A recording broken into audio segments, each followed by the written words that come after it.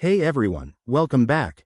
If you're here, you're probably staring at that frustrating E4 error code on your dishwasher and wondering what's going on. Don't worry, I'm here to break it down for you step by step. In this video, we'll cover what the E4 error means, the common causes, and easy solutions to get your dishwasher running smoothly again. This is especially timely for 2025 models, but these tips work for most units. First off, let's talk about what E4 actually means. In most dishwasher brands like Bosch, Whirlpool, or GE, the E4 error code typically signals a problem with the water inlet or drainage system.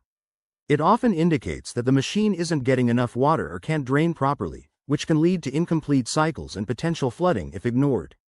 Now, what causes this error? There are a few common culprits. One is a clogged inlet filter or hose, which might be blocked by food particles, limescale, or debris. Another possibility is low water pressure in your home, perhaps due to a faulty valve or issues with your plumbing. Additionally, a kinked water supply hose or a malfunctioning water inlet valve could be the problem. In some cases, it's as simple as a sensor glitch. Alright, let's get to the fixes. Start by unplugging your dishwasher and turning off the water supply for safety. First, check the inlet hose for any kinks or blockages and straighten it out if needed. Next, locate and clean the filter, usually at the bottom of the unit, by removing it and rinsing it under running water. If that's not the issue, inspect the water inlet valve for any visible damage and ensure your home's water pressure is adequate. You can test this with a simple pressure gauge.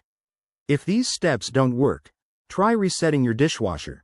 Hold the power button for about 10 seconds or run a quick cycle after unplugging it for a few minutes. For more advanced issues, like a faulty pump or sensor, it might be time to call a professional technician. There you have it.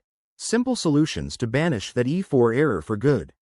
Remember, always prioritize safety, and if you're unsure, get expert help. If this video helped you, give it a thumbs up and subscribe for more home appliance tips. Thanks for watching, and I'll see you in the next one.